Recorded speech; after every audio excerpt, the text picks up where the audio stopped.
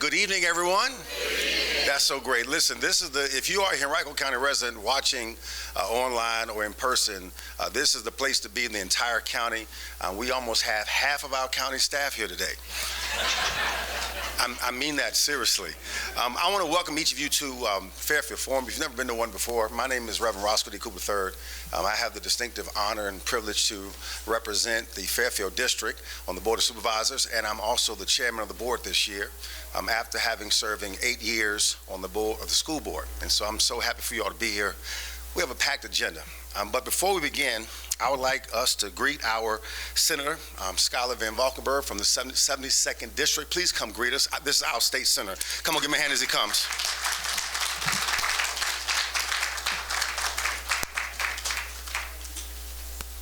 I don't have planned remarks because I was just going to come harass him from the peanut gallery like y'all are doing.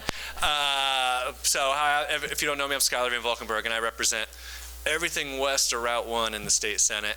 And so just like a very quick high-level update. If you have any questions, feel free to grab me or email me at all times. But I think we had a really good session. It's not done yet. We still have to finish a budget, which we will. But we started the session very worried about the impacts of the federal government on healthcare, on education, on some other things. And so a lot of this session was about how can we, as much as possible, future-proof Virginia from some of that fallout, particularly on the healthcare space and Medicaid and people having coverage. But we've focused a lot on affordability issues, healthcare costs, housing costs. I was with the governor yesterday on a ceremonial signing for housing bills to try to get more affordable housing online. Energy, a lot of you have probably heard about, data centers and all this, and trying to figure out energies, make sure your bills stay as low as possible. And so we focus a lot on those issues. We also have 3 constitutional amendments that are coming to you in November that y'all will get to vote on. One is related to reproductive health care and abortion access. One is related to restoring rights to folks, voting rights to folks after they've paid their dues. And one is taking the gay marriage ban out of the Constitution. So those are 3 other things that have been a couple years in the process. This isn't about me. This is about him. So I'm gonna leave it up at that. But if you have any questions, I'll be around.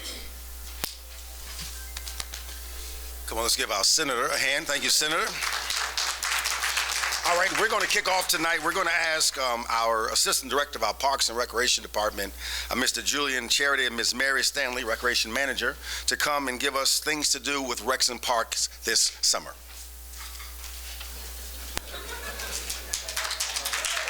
Got to do it. Oh, good evening, everyone. Good evening. Oh, that was a good one. Good evening. That was good. That was good, yeah. So we're going to be bringing to you a lot of information about things that we're doing this summer, primarily in the Fairfield district. So, you may want to say, oh, we don't do things, oh, we do things in Fairfield. You're about to see a lot of things. So first and foremost, how many of you have been to Three Lakes since it has reopened? Awesome. How many of you have been able to go into this building and flush with confidence? So these are our new restroom buildings. They are wide open. They are ready to go. And you may wonder, people often ask, what do you do with the old building when it's no longer there? We are turning the old restroom building into an animal hospital. So when we have an animal that needs to be quarantined or we're bringing in new animals, that's where they will stay for at least 90 days until they can be integrated back into the nature center. So Three Lakes, we still have a phase 2 that is upcoming. And you'll see here, we're going to have exhibits about honeybees, monarch butterflies. You can read the slide, but everything is going to be about conservation. So the first phase was about the past and the present. So what about the future? How are we preserving our natural habitats so that our children, our grandchildren, our great-grandchildren will have something to look forward to and natural habitats for these animals? So these are a few of the programs that we're going to have coming up, and these are just through the end of the summer.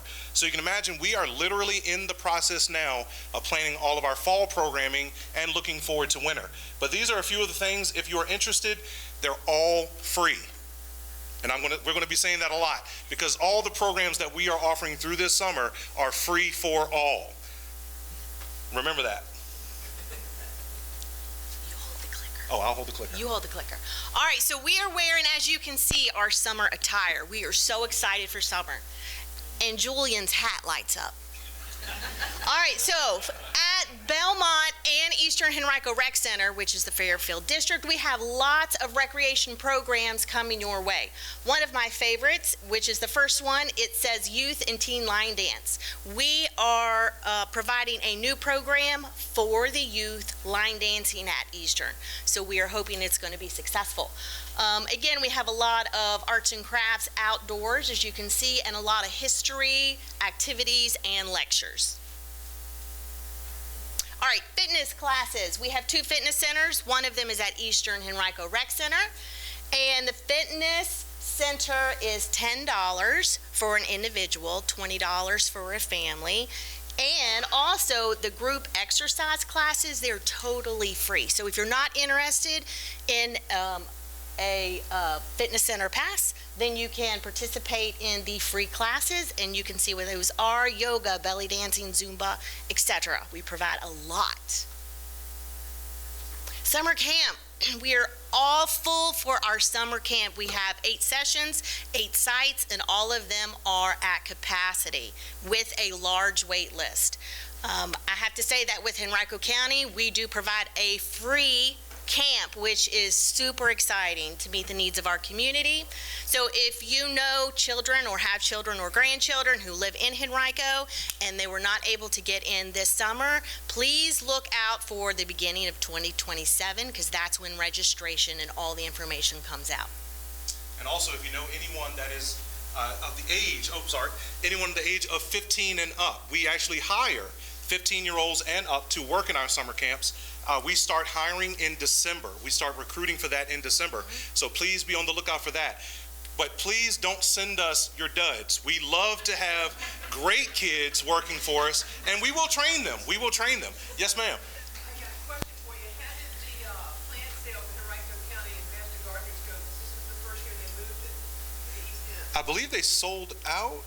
It was heavily attended, and we had a few problems with wind, kind of blowing things around, but it was heavily attended. I do believe a lot of the vendors ran out.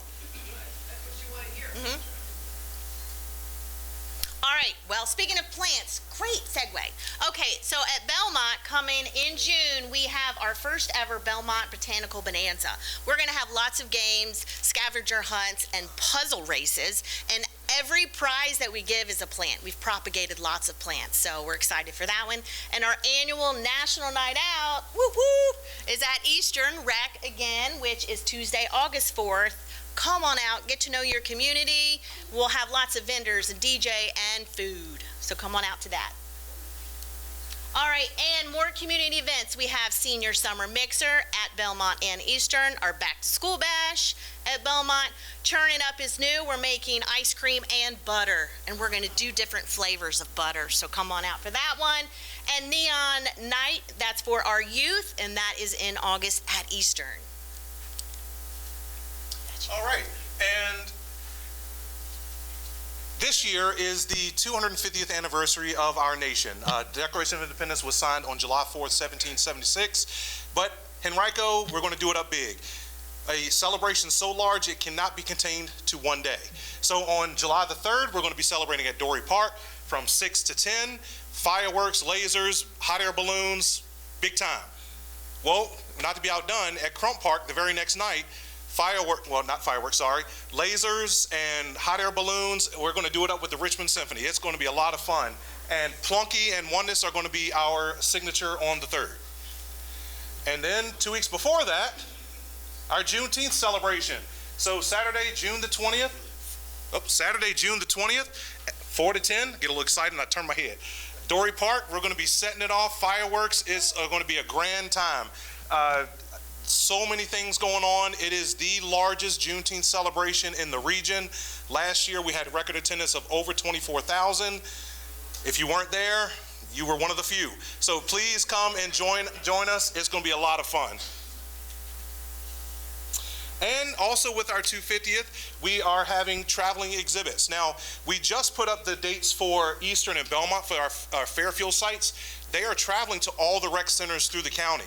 So we have them on loan from the Virginia Museum of History and Culture for 6 weeks. They will spend a week at each rec center, moving their way through the county, all free, come and enjoy, and they have been loads of fun, especially when we have to move them every week. And very new, we've been talking about this a little while now, they're still kind of new though, we do have a feedback form.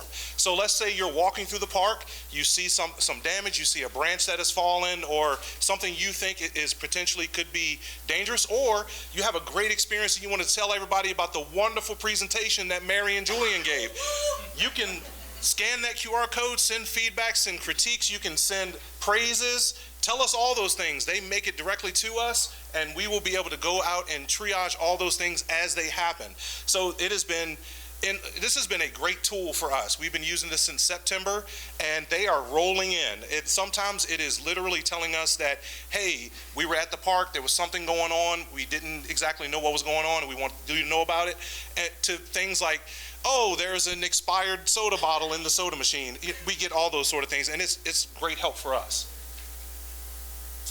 And if you want to know more about all the things recreation and parks, scan this QR code. It takes you to what we call a link tree, so you can find our program guide. You can find out about our registration programs. You can find out about all the free things, and even our newsletters. There are several newsletters that we do as a department, whether it is history, whether it's our creative arts, our animal care. They do their own newsletter.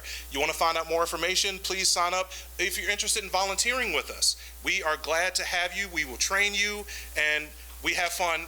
We're the leisure department, so we have fun. Which is why I brought socks for everybody. And that is it, as they say. Questions?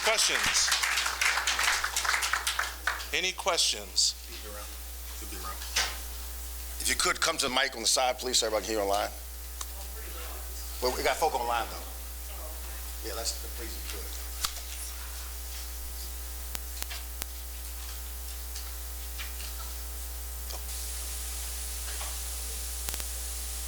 If you could come to the mic, that way people online can just be on. Yes, ma'am. Hi, I'm Susan with Lakeside, Valentine Hills, and Rocky Branch Neighborhood Watch Group. We've got a couple of us here from Neighborhood Watch. But my question is, on the volunteers, how do you go about contacting to get in to when we tell people they can volunteer, where do they go? Well, the QR code that we just had up, and we actually will have some out front too. You contact us directly and tell us exactly how you would like to get engaged, okay, and we will find those different ways to plug you in, whether it is helping us at the Henrico Theater or Master Gardeners, or there are different ways that you can engage in our department. Good, so they got a choice depending on what's open. Mm-hmm. Okay, perfect. We're always looking for history researchers too. I always put my plugs in for history. Come on, let's give them another hand, please, if you could. And please make sure that you get a pair of socks before you leave. We want you to make sure you get some socks. We are so excited. Next, our Assistant Director of Libraries is here with us this afternoon, Ms. Alex Hanby. She's going to go over with us tonight summer reading and activities for all ages. Come on, let's receive her.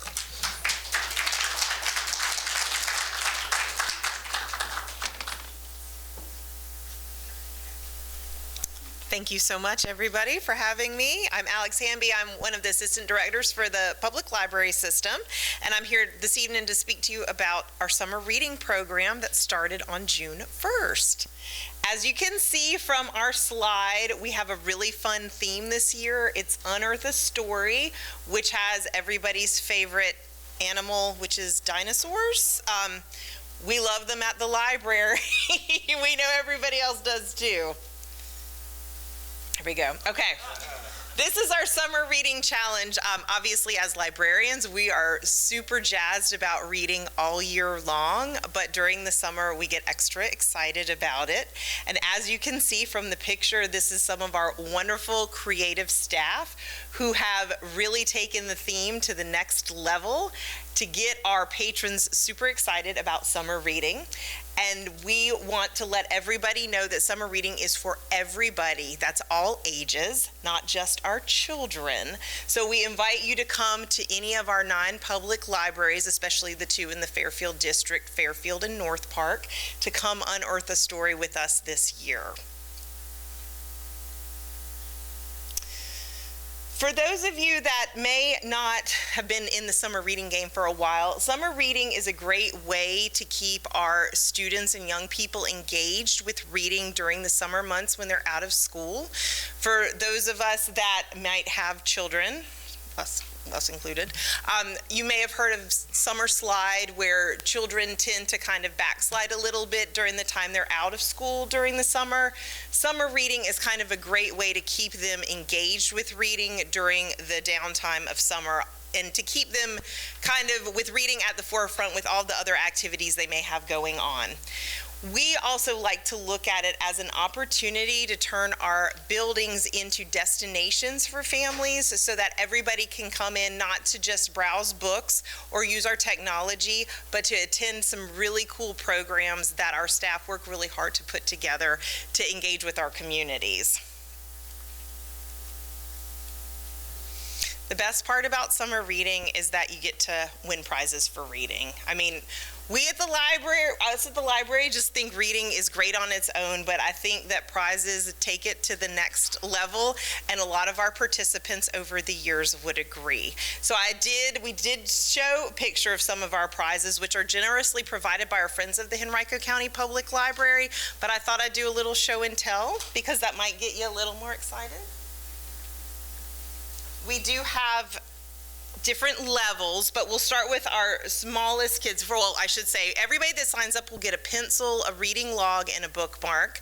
The reading log is so that you can track your books, should you choose by hand. But we wanted to let everybody know that our smallest readers, when they complete the reading, they're going to earn a Summer Reading Champ pennant. We're going old school here, and we thought this was a really fun thing for them to be able to kind of display at home on their wall or on their refrigerator.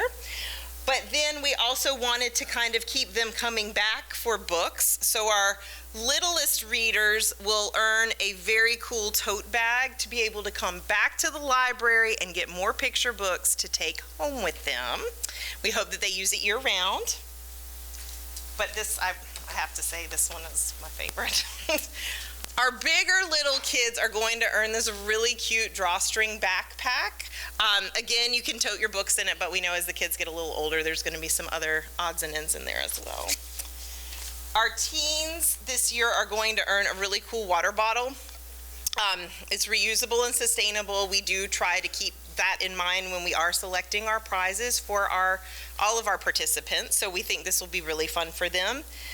And I don't know, for the adults in the room, for the last few years, we have offered up a mug, which has been incredibly popular. So this year we've taken that to the next level, and we've done a new mug, and we wanted to showcase not only the library, but the fact that reading is always a good idea. So if you don't remember during the summer, you can keep this year round and keep it going.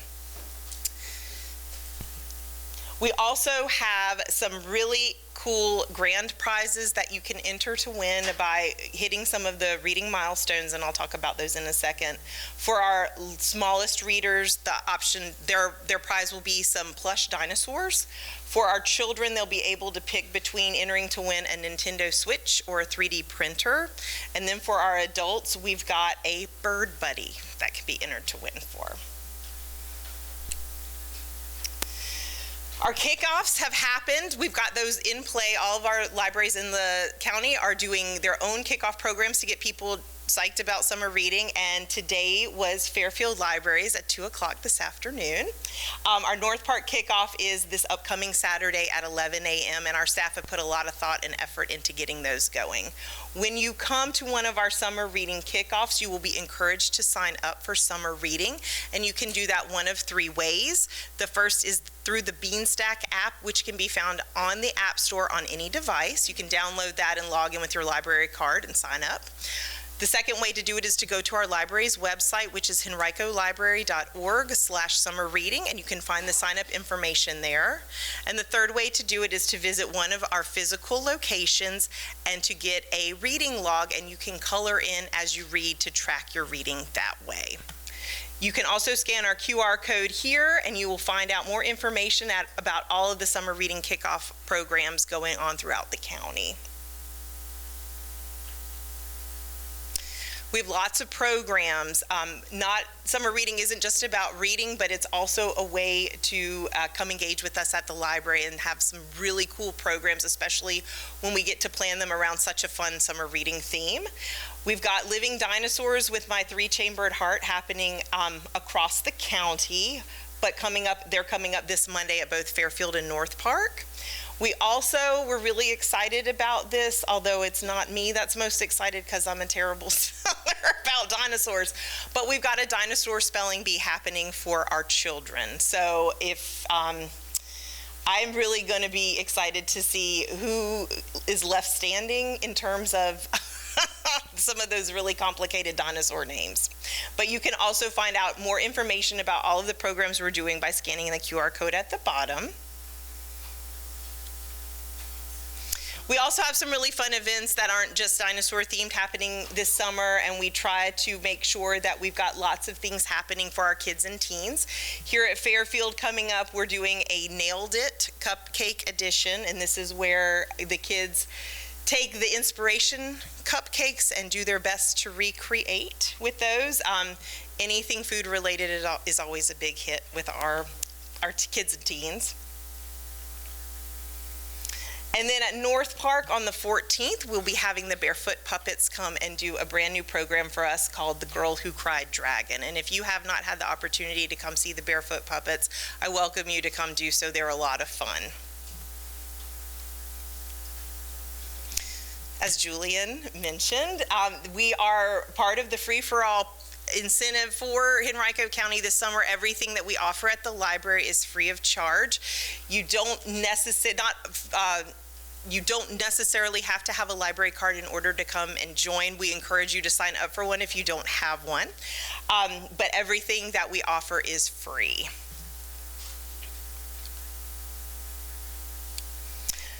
We are having stations for signing up for summer reading in all of our buildings throughout the program, which will run through August 8th.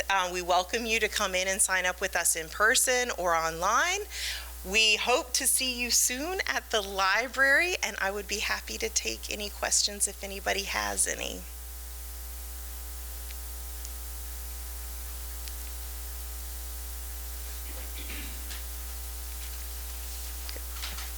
All right. Well, thank you very much. Thank you. Thank you so much, Alex. We thank you so much for that. This next presenter, it's kind of bittersweet, if you will. For 18 years, our Cultural Arts Center has been led by a phenomenal director. And after 18 years, she has decided to turn the page from one chapter to another. So we want to welcome Kay Alifero, our director of the Cultural Arts Center. Please give her a hand as she comes today.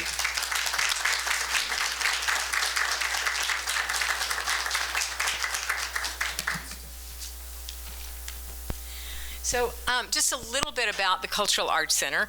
I think there's always a lot of confusion about exactly who we are and what we are. We have a semi-private public relationship with the County of Henrico, which we're very, very proud of. We've been partners since 1999, when they took a school that had been built in 1917 that then served as high school and elementary school, and then finally as practice for the fire department. So we're very grateful for the fire department that they did not burn it down. And we have a really lovely building. But in '99, we opened our doors as the Cultural Arts Center at Glen, and our mission is to build community, to enhance our community through the transformational power of the arts, because we truly believe that arts make a difference in the community, and they're something that is often overlooked in so many areas, and that they're very important. So we have over 100,000 people that come through our doors every year. They come to experience performances, to take classes, to see art exhibits, and actually a lot of people come in to rent our facilities. We have everything from weddings and dance recitals to bar mitzvahs and celebrations of life, you name it, and we're just very glad to serve as a hub for the community.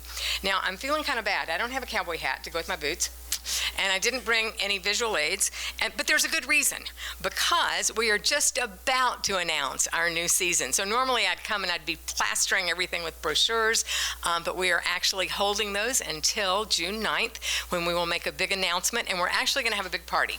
So on June 9th, we will have a party at the Cultural Arts Center, and you can see we're kind of looking forward to what's about to come up.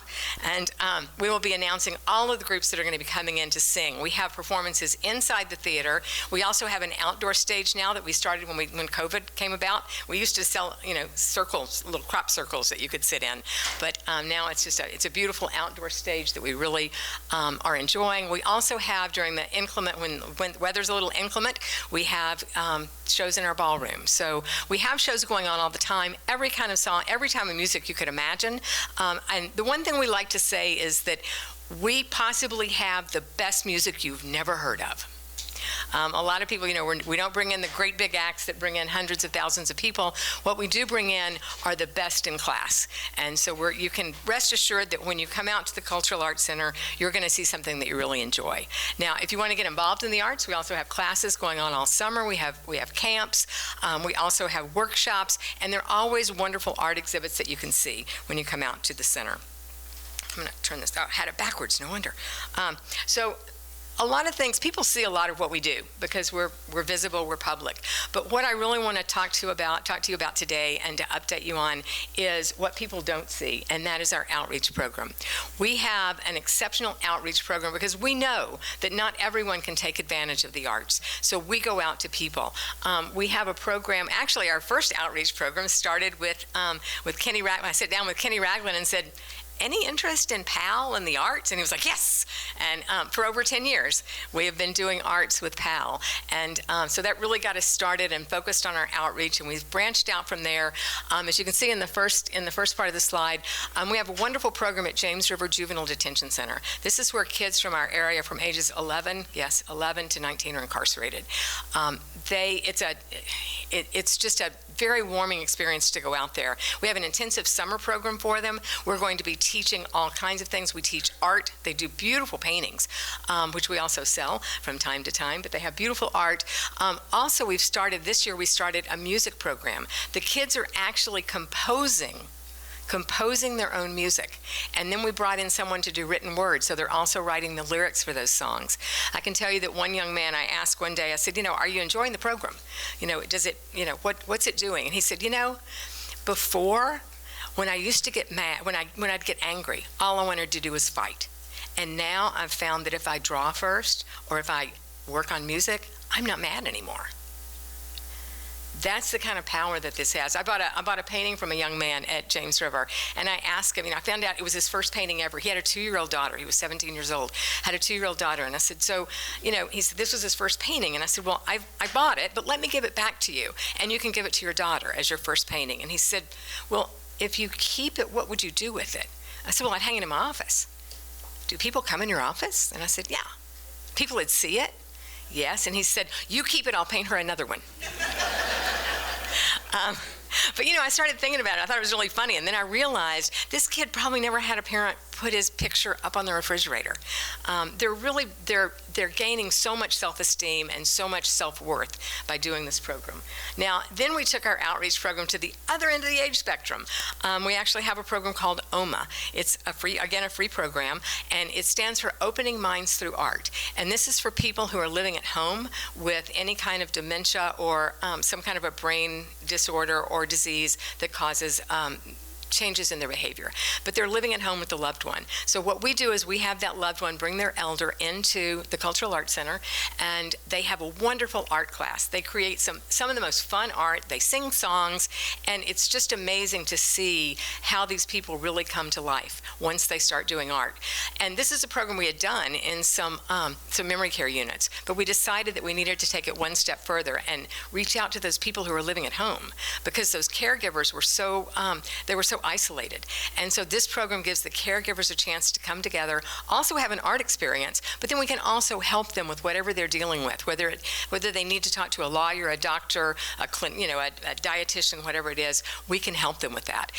It's been a great program, and now we have a new one that starts. It starts this week. It starts Thursday. I can't wait. We've teamed up with VCU, with their medical department, their gerontology department, and their music department. And we are starting an OMA choir for people and their caregivers. It's going to be called the Forget Me Not, K-N-O-T, the Forget Me Not Choir. They're going to have 10-week sessions. At the end of each 10 weeks, they'll do a recital. And what we found is that music is something that just brings the soul to life. I know when my mom suffered with dementia, she couldn't remember what she had had for dinner, but if we started singing a song, she could sing every word of a song that she knew and that she sang. So we're able to bring that to people, and it's amazing what it does for them. So we're very excited about our new choir, and we're excited about working with VCU. Now, so the other thing we've done is we have a new partnership, one other one. There it is. And we have partnered. I found a group through Henrico County that works with all different cultures. It's called Culture Encounters. It's one of the most, look it up. Look at their website. I highly recommend it. I took one look at it and said, we have got to work with these people. Amagati is just phenomenal. She's from Ghana, and she has created an organization that brings cultures together and that creates a deeper cultural understanding. So their office is now at the center. They have an office at Walkerton, and they have several different events. One is Eat Talk Connect, which we're co-producing with them. Eat Talk Connect is the fourth Thursday of every month. You can sign up, you can come to a dinner, and it represents a different culture each time, a different kind of cuisine, but also we talk about that culture, and we have some great conversations about them. We're going to start another event, which is called Cooking with a Chef, where you will actually be able to come into our big kitchen, and a group of people will create a meal together with a chef from a certain culture. And it's not like you're all creating the same meal in different places. It's not like that. Somebody's chopping, somebody's stirring, somebody's doing something else. So it's a great way to, again, learn about other people, other cultures, and appreciate the differences. We're also going to have, for kids, starting in September, we're going to do 2 different sessions to start with. We're going to do an activity called Gazebo Tales. We have a gazebo at Walkerton, and so we're going to have a story time there for kids. We'll also have an art activity. We're going to encourage parents, grandparents to bring the kids, enjoy the gazebo tale of the day, take advantage of the art program, and then stay for a picnic on the lawn. So we're excited about that program as well. And then the last program that we're doing with them is we're doing the International Dance Festival. This will be the 3rd year for the festival.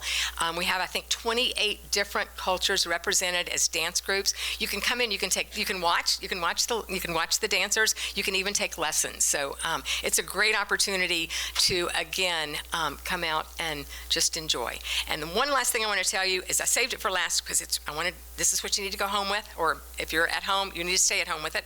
And that is that on Tuesday, June 9th, we are having a free preview party. That's when we will announce all of the artists that are coming in for our performances for the year. You'll get a brochure. You can buy tickets that night. There'll be food vendors. There'll be artists demonstrating. Some of our teaching artists will be there, and all of our exhibits will be open. So we hope you'll join us on June 9th from 6 to 8. Thank you.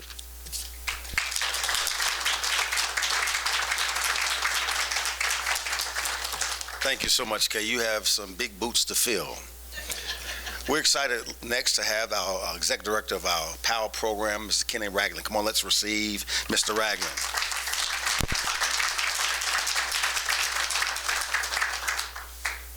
Good evening, everyone.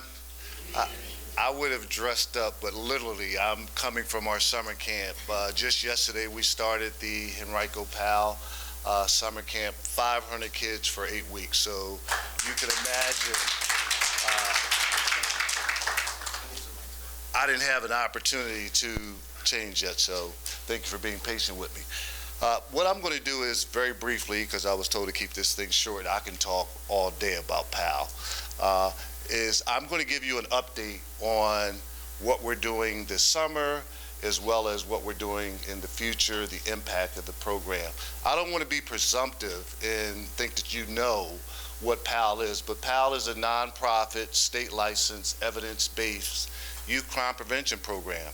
Our fundamental mission is to form positive relationships between cops and kids, and we use programs as the vehicle and the conduit to accomplish that. Our core curriculum is STEM, financial literacy, and substance awareness. I won't read this verbatim. You can see this every year. We serve over 5,000 young people in Henrico County. Over 99% of our young people have a positive attitude about law enforcement. I always say if our kids don't like the cops, then we're not doing our job. So I'm happy to announce that over 99% of our kids have a positive attitude about law enforcement.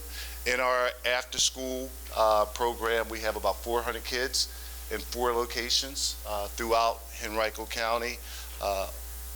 Over 55% of those kids they make the AB honor roll.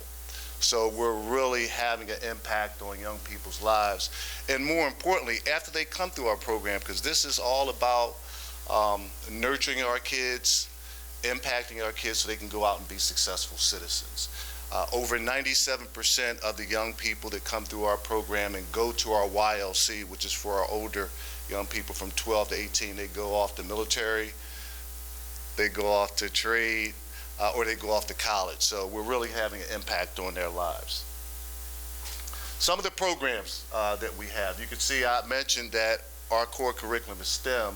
Our academic programs, we have a robotics team. Just about 3 weeks ago, our robotics team competed in the technology event, science event that was in Hampton, Virginia, at the Hampton Convention Center, and our team placed in the top 10 throughout the entire state. Last year, we started our aviation program. We're teaching young people the prerequisites of being pilots. We've partnered with the Forgotten Heroes down in Chesapeake. Our STEM staff is working with them here. We take them down there. They're on a flight simulator. Some have actually gone up on the plane. So we're excited about what we're exposing those young people to. And of course, in our summer camp, we're providing academic support. I mentioned that our core curriculum is financial literacy. We're partnering right now with JP Morgan Chase this summer.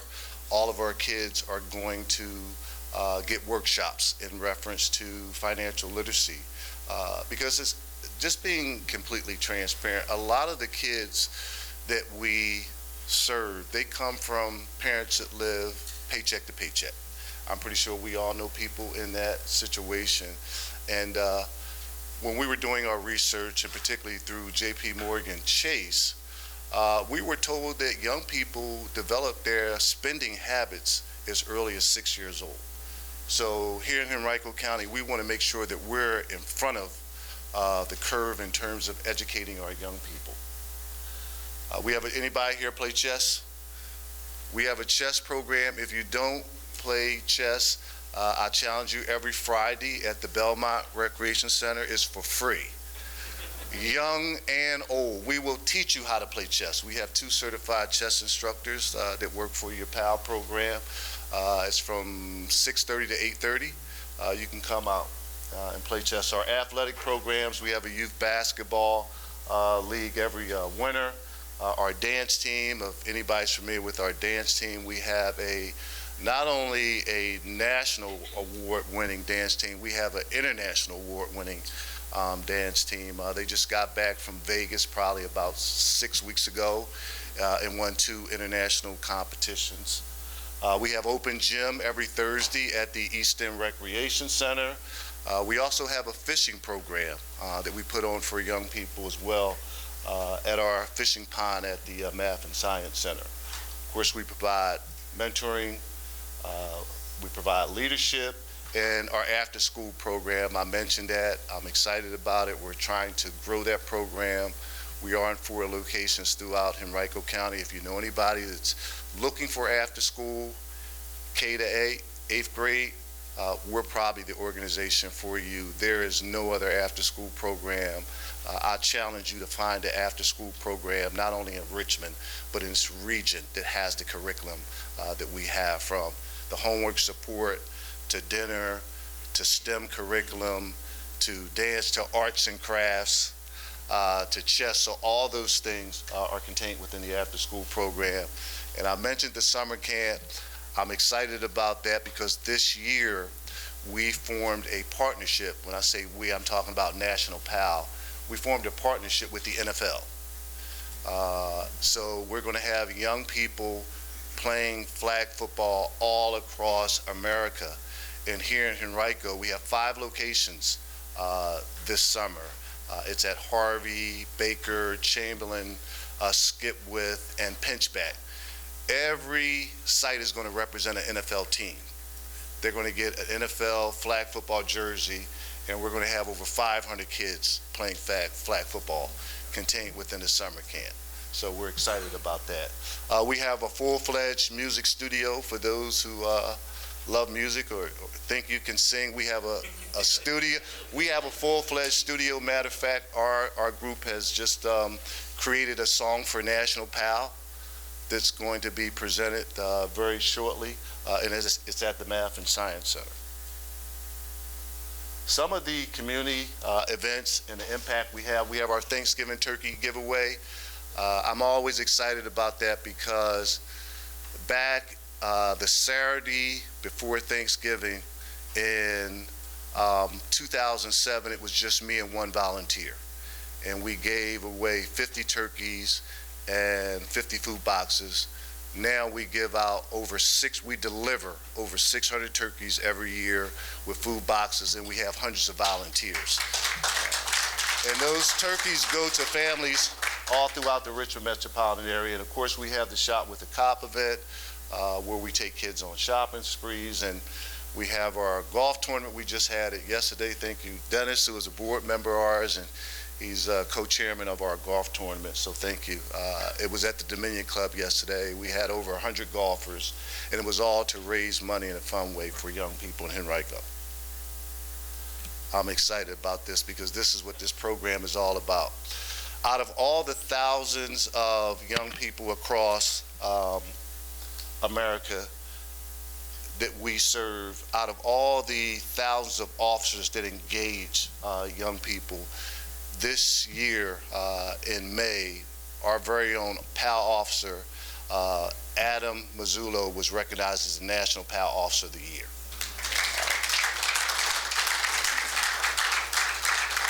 He was recognized at a congressional reception up in D.C. He was also recognized at the award banquet. And just last week, he was recognized by the county manager and the board of supervisors for the outstanding work that he has done in the program. So I really want to thank Henrico County.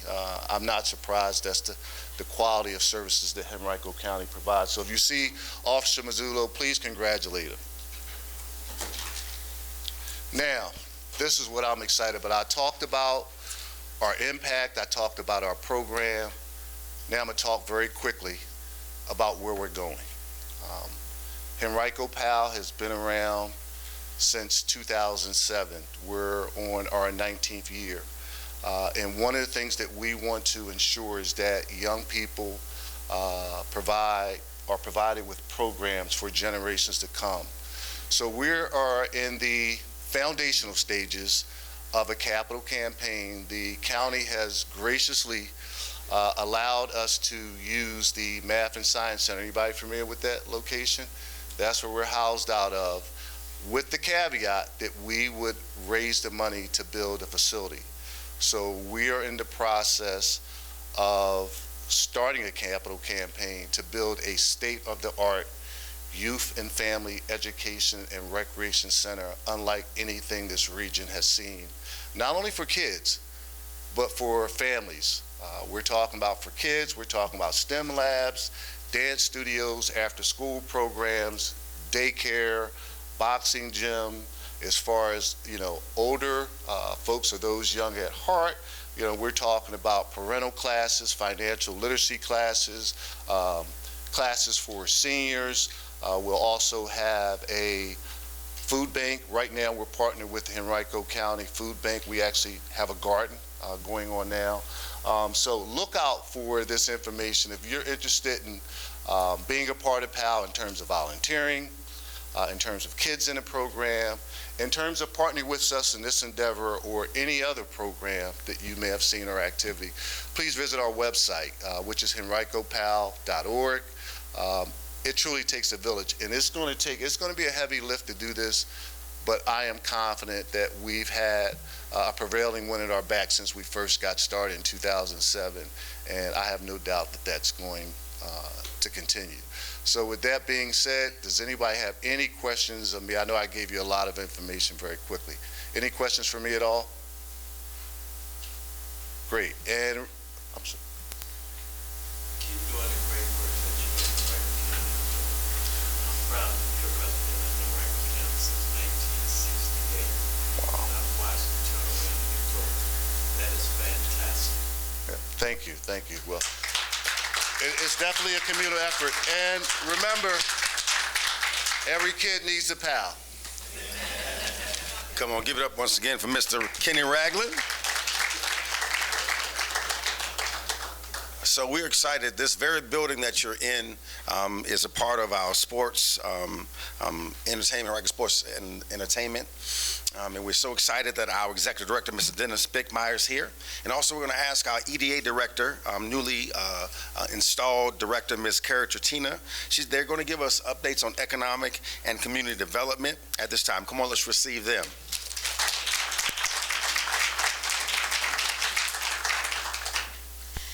Thank you, Chairman Mr. Cooper. I just found out I have to share my time with Dennis, and I also share a building with him. So I guess I'll be quick. I do want to recognize two of my Board of Director members that represent the Fairfield District. We have Rob Brown and Tyee Mallory in the room.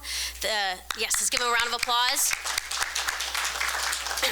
The Henrico Economic Development Authority is a separate entity that helps grow the economy for all in Henrico, and we have 10 board members that are appointed by the Board of Supervisors. So that is kind of our structure. And then this is the team. So I lead an 11-person team right now, and we do everything from big announcements, big job opportunities to small and everything in between. But I want to give you a status of where our economy is today. We are one of the strongest economies in the Commonwealth of Virginia, even though we're not one of the largest localities. So we're the 4th largest economy in the Commonwealth, and we're the largest in the region.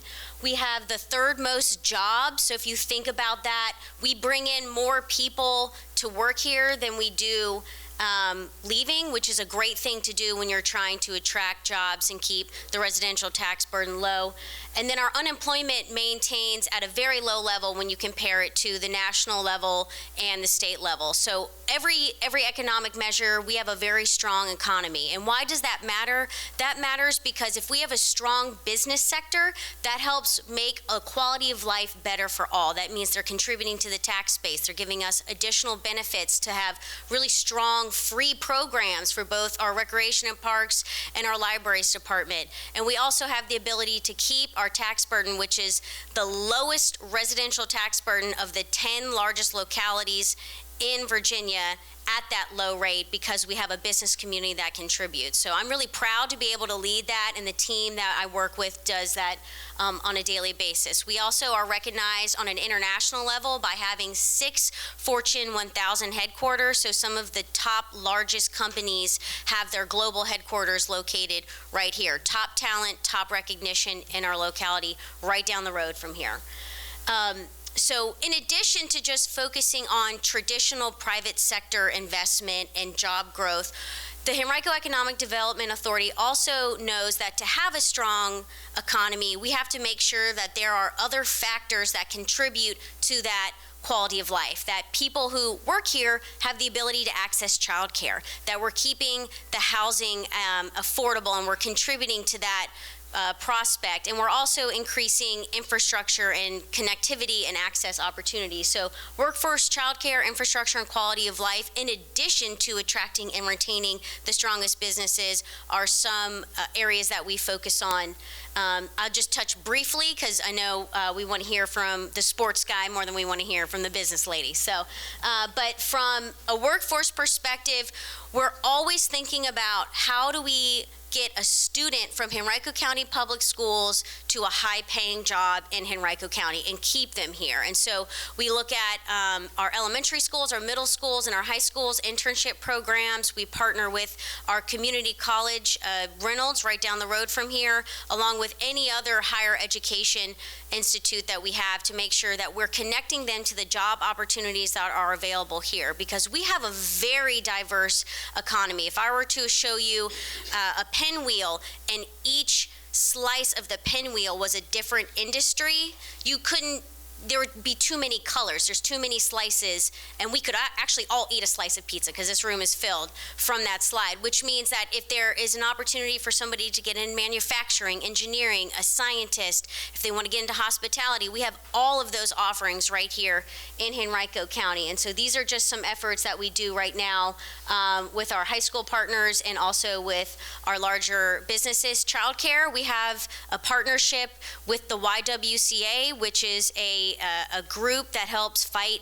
domestic violence and end racism. And so they have a housing project in Eastern Henrico that also has a Sprout School, which is a child care facility that offers early education at an income sliding scale, which is pretty amazing. And so we have a partnership to help buy down the cost of that project. And I'm really excited we're going to be able to sign the beam of the first housing unit that's going up in about a week or two. And so we're also trying to work with the YMCA to develop a similar partnership and to expand their presence in the child care industry in Central and Eastern Henrico.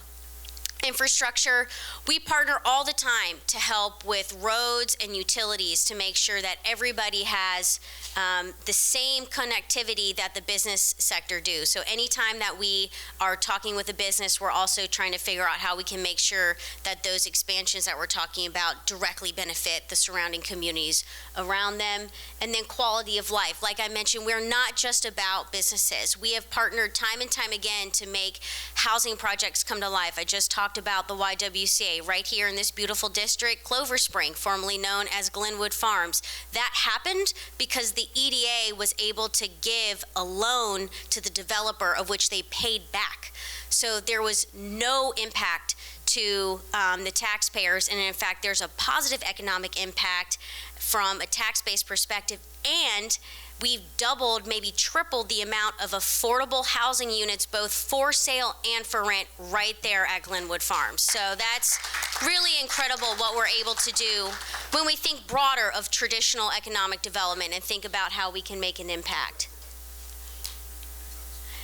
And the detox facility, that's also happening in Eastern Henrico right off 9 Mile Road. So we own land that we have partnered with Pyramid, which is a detoxification healthcare company that focuses on fighting substance use disorders with individuals. And so partnering with that private company and also the county of Henrico, they're building a facility that will have 60 beds and also wraparound services for individuals that are fighting addiction. And so once again, another example, thank you for that prompt, sir, of how we're contributing not just to a business, but figuring out how the broader community can access that at either low or no cost, which is truly incredible to have it right here in Henrico. These are some of the accomplishments that we've done from the business side. So we've close to 1,500 jobs announced and almost $2 million, a little more than $2 million invested in business and different types of private sector contributions throughout Henrico County. And these are all the different types of programs and services that we offer for small, medium, and large businesses. And we do this in partnership with many county agencies. One in particular you're going to hear from later is Eric Lebo and Community Revitalization. We partner with them on many initiatives that truthfully they started, particularly in the small business area. But from seed, so if you think about somebody has an idea, they're trying to plant a seed and figure out how they're going to be able to make that idea into into a thriving business, we provide free workshops in our libraries and throughout Henrico County all year round. Startup Virginia is a not-for-profit business incubator, meaning they help you once you have that idea and it makes a lot of sense for you to move to that next level. They're going to help you grow that idea and figure out how you can validate your idea, develop the concept, and get connected with investors. And we're going to open up a facility right here in Henrico, which is the first of our kind ever. And so we're really excited about that. If you're a small business, there are small business loan products where there's zero interest attached to that product. That was a program that Eric and his team started, and that we've contributed $300,000 to that fund on top of the hundreds of thousands of dollars that Eric has contributed through federal block grants. And then we have a couple of other programs that if you have your business and you need to figure out how to get connected to more sales. You need to grow your profit or get connected to different digital marketing efforts. We offer free programs for you. So whether it's figuring out how to optimize search engines, so you're not the first one popping up on Google. We have a program to connect you to that, and then we also offer additional customized incentives depending on where you're at. And then Renew Henrico is an opportunity where we're trying to take the Glenwood Farms example of doing redevelopment and catalyzing it throughout the entire county. So figuring out other areas where there might be higher retail. You know, restaurants are a huge topic, and that is a big focus of ours right here. In fact, right before this meeting, Reverend Cooper and I were talking about how we could get additional restaurants right in this area, and I was made aware that the O'Charlie's shut down, and so I will be focusing on that property to figure out how we can attract a very good restaurant. Oh, all over Fairfield. Truthfully, all over Fairfield and the Varina district. There is a desert of high quality dining in those areas, and so we have identified over 300 properties where we're going to target to partner with property owners or franchise owners or local business individuals to see what we can do with those properties instead of them just being vacant or their lower use.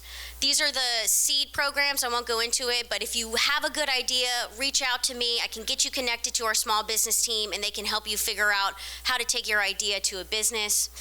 This is the building that I mentioned where the business startup will help you get connected to investors in different opportunities to grow your business in that facility with wraparound services. And this is Scale Up.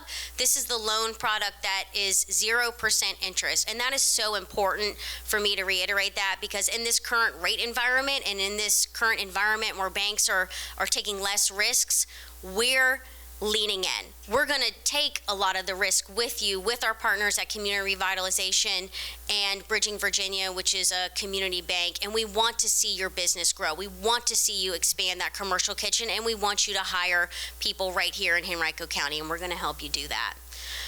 This is another incentive program that we have in partnership with Community Revitalization. They really manage a lot of the day-to-day of this activity. Basically, if you're a property owner in these shaded areas, come talk to Eric or me, because there is incentives for you to improve your property, whether it's on the outside or the inside, including tenant upfits, including HVAC systems or parking lot or signage opportunities. So if you want to learn more, please reach out to Eric and I. And we just can't do this work. We may be a 12-member staff and a 10-member board, but it takes everybody in our community to do this work. And it's really important that we continue to figure out how to maintain and grow our economy, because I want to hear about more programs that Julian and Alex are going to do at the libraries. And I want to see these beautiful high schools continue to grow throughout Henrico. And we only do that through investments from our business community in partnership with our partners. So I'm happy to answer any questions about Henrico Economic Development Authority or our economy. They're requesting that you get to the mic so people online can hear you. It's right over here.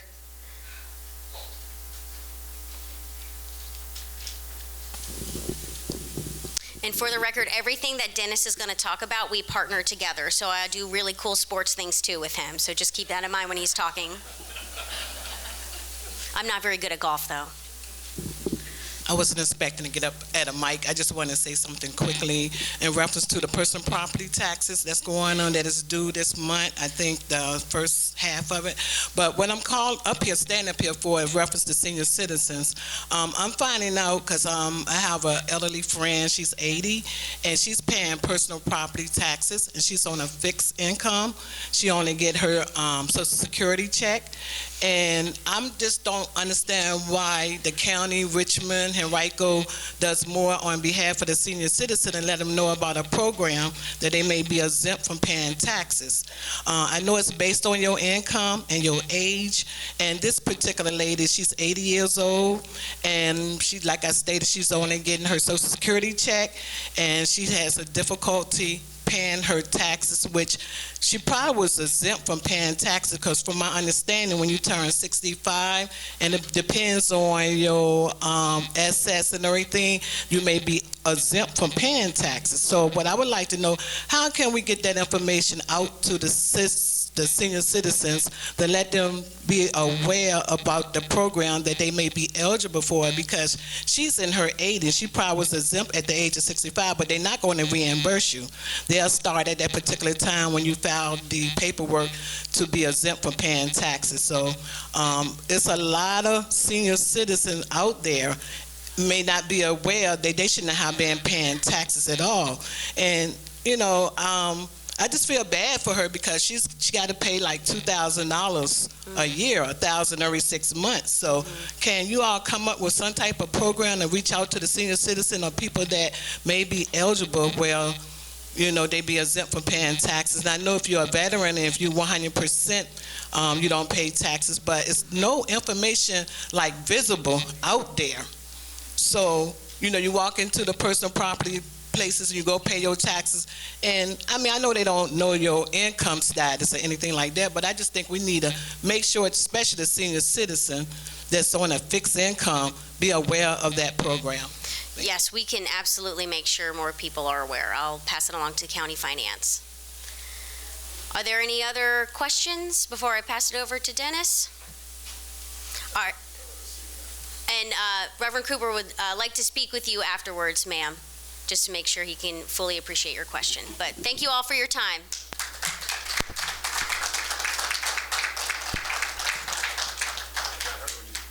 That's Carrie, but I'll come back to it in mine.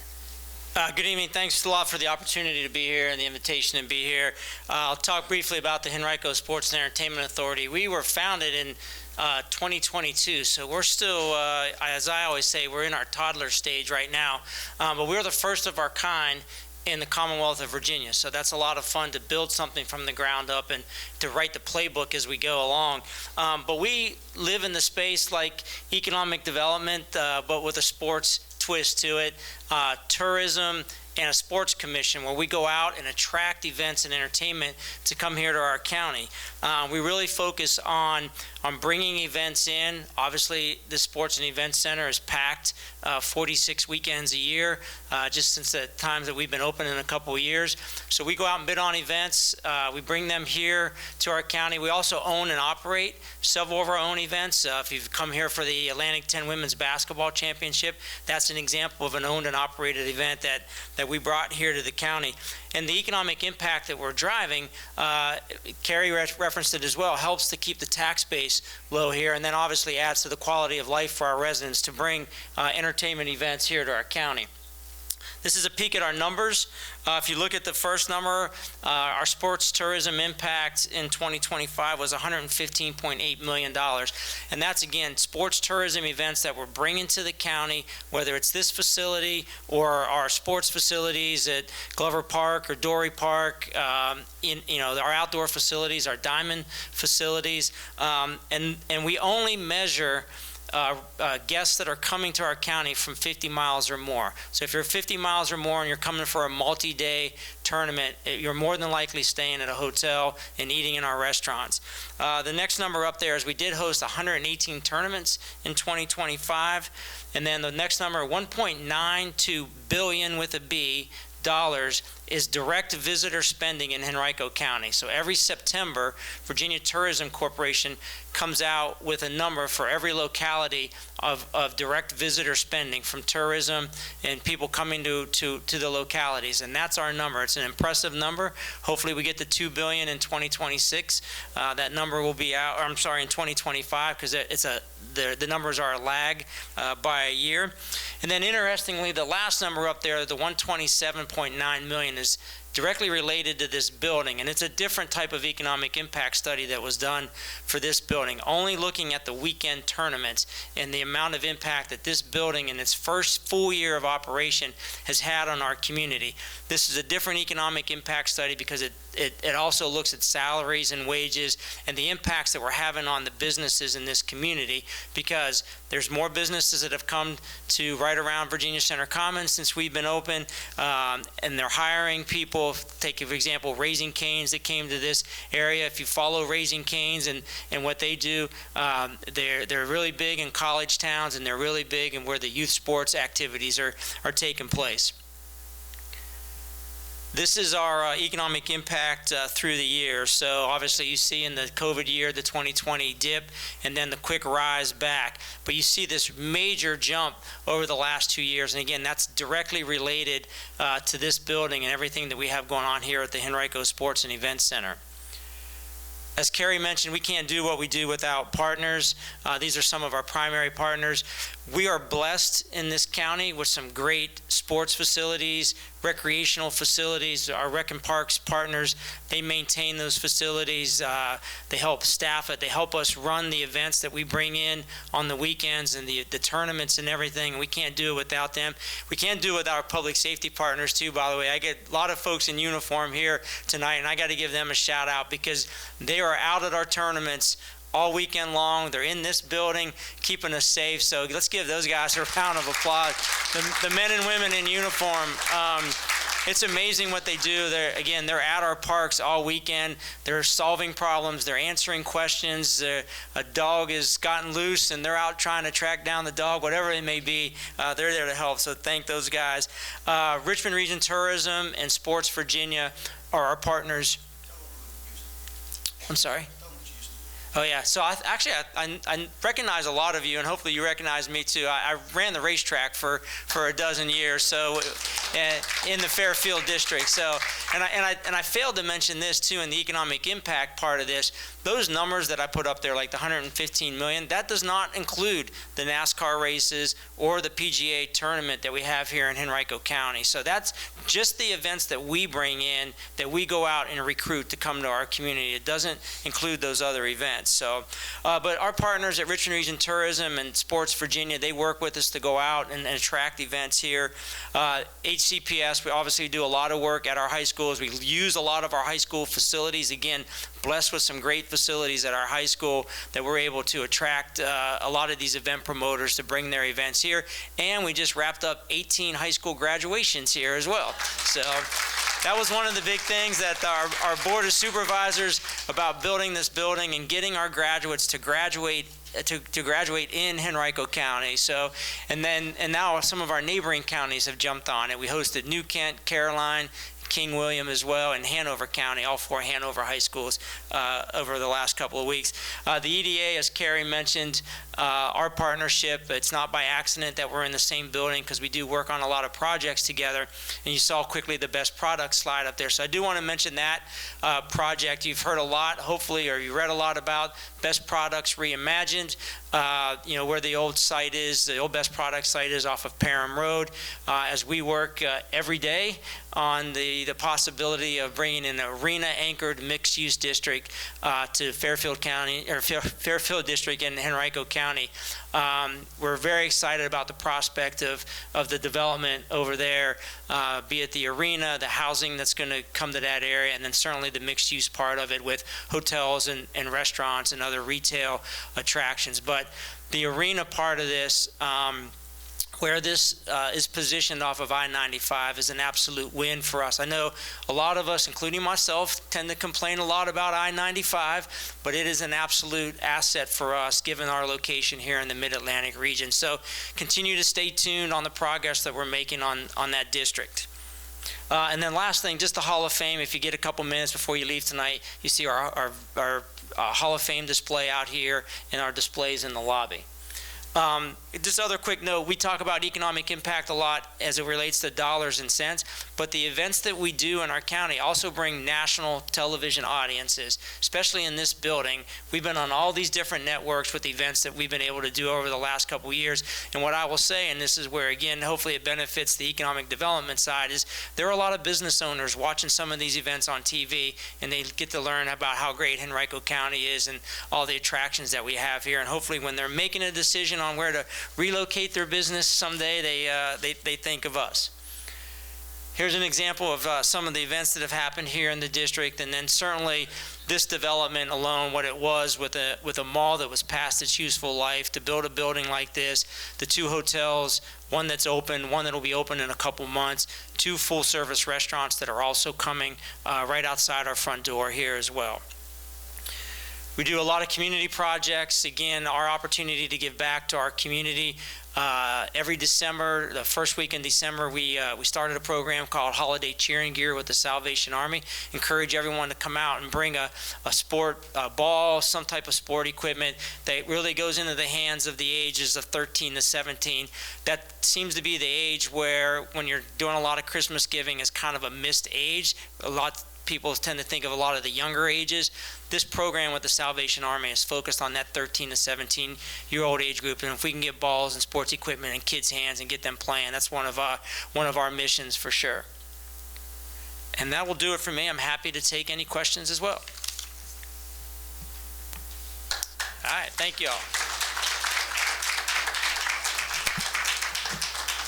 Thank you so much, Dennis, and thank you again, Carrie. Listen, we're excited tonight to bring an update on a very important topic that's been very impactful and effective to the Fairfield District, the proliferation of vape shops. And so we have with us Mr. Ben Blankenship, Senior Principal Planner.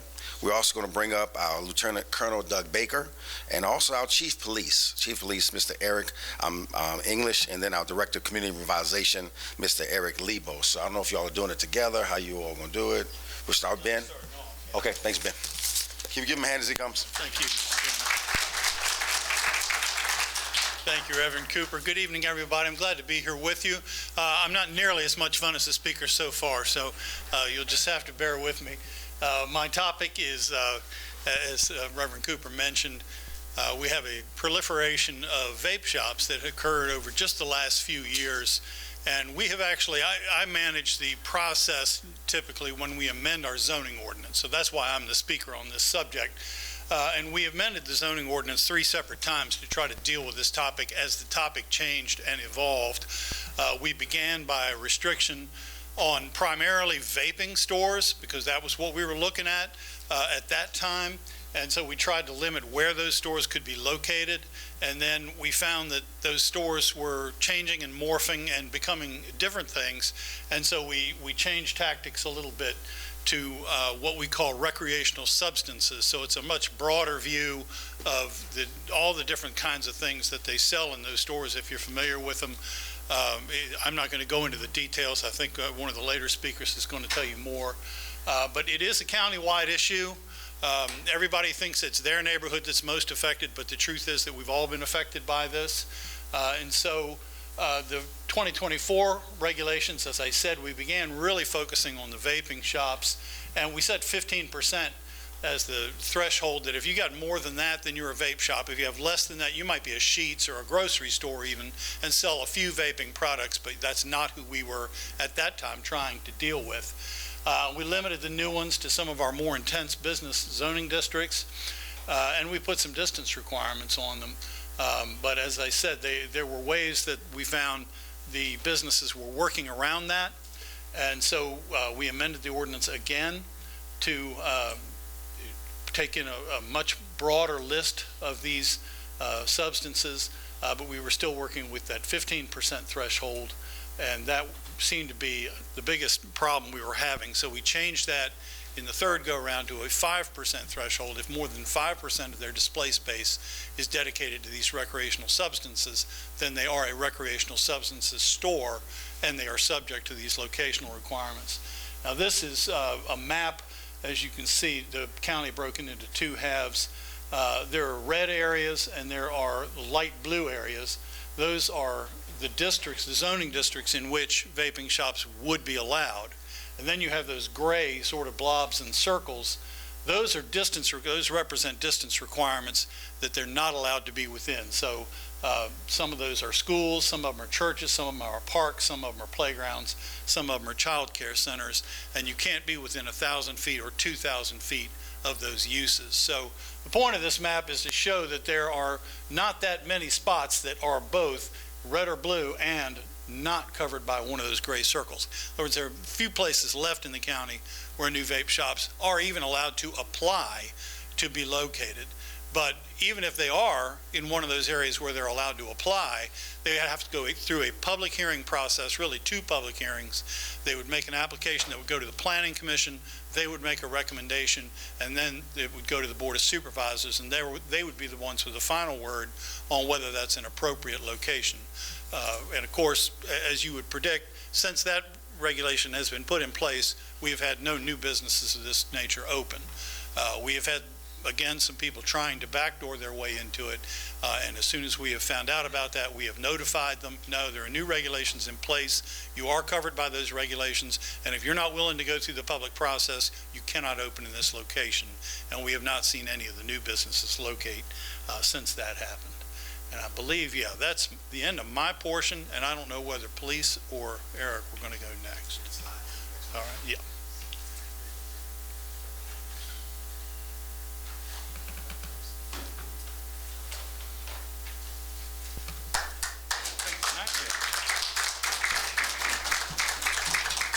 Thank you, Mr. Blankenship. If there are any questions, feel free to ask Ben or myself once I'm done. I'd like to acknowledge my colleague, Miguel Madrigal. He's one of our division managers. He's leading the charge as it relates to recreational substance stores enforcement. You saw this map already. I'll just highlight that when we first started looking at this, we wanted to take a baseline of the stores that were already in existence in July of 2024.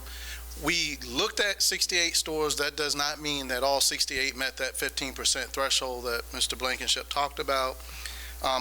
In 2025, in August, we saw that there were about 70 stores that we were looking at. And then between October of last year and December, we inspected 84 stores. Just to give you sort of detailed information for the Fairfield district, there were 24 stores that were identified, and then we found 42 violations amongst 19 stores within the Fairfield district. So what did we do to address this? We established a task force in August of 2025. There are a number of agencies that are involved. It's sort of an all-hands-on-deck approach. We're all looking at this, as Reverend Cooper talked about. It was an important issue for the board, as well as an important issue for staff as well. So we have a lot of agencies at the table communicating and working together to address this issue. And then we also work with Mr. Blankenship as it relates to the zoning ordinance update, but the heavy lifting was obviously done by Mr. Blankenship and the planning folks. Let me go back. One of the things that, as Mr. Blankenship talked about, we expanded that definition. We were initially looking at vape stores. I just wanted to share the pictures. I mean, it's a lot of product and it's difficult to identify.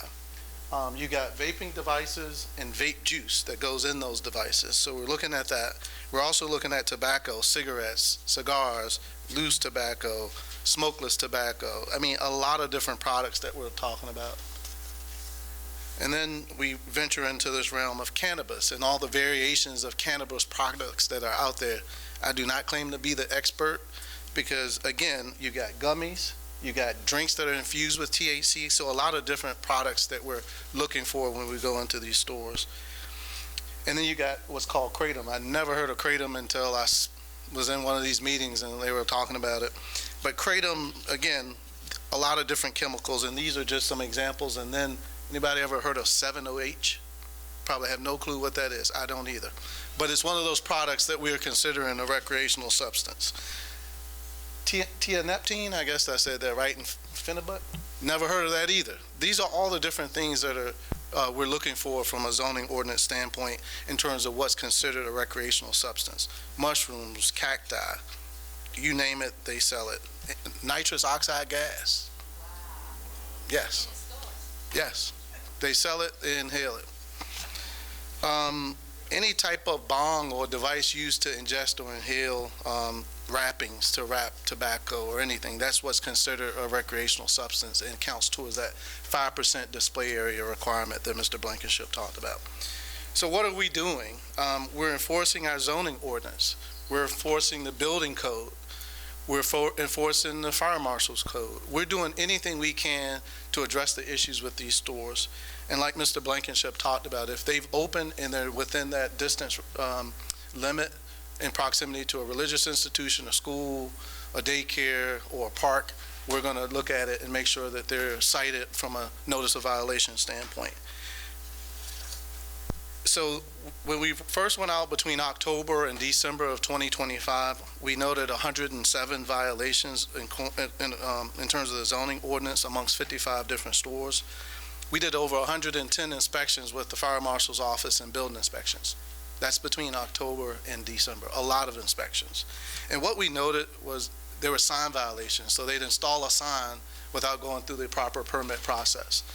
We noticed that they had flashing signs, so like LED signs. You know, that's the big thing. I don't know if people just buy vape or recreational substances because of all the LEDs, but every one of them loves an LED sign and they love the LED lights. I don't know what it is about it that attracts people, but they think it works. We found people living. So if you look at some of the photographs here, people living in the back of the stores, which is not allowed in a business district. We found product displays that were exceeding that threshold that they were allowed to be or required to be under.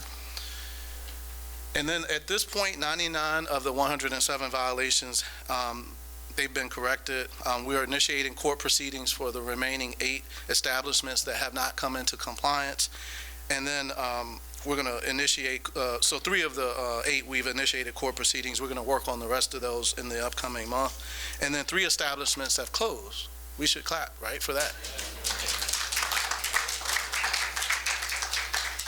I would point out, we don't have the ability to just shut a business down. We do not have that authority under the zoning ordinance. We can issue a notice of violation. We can go to court, and the judge can levy a fine or whatever penalty he or she would like to levy against that business. But we don't have the ability to just go in and padlock a door. That we don't have that. So we work under state statute, state code to enforce the ordinances that we have put in place.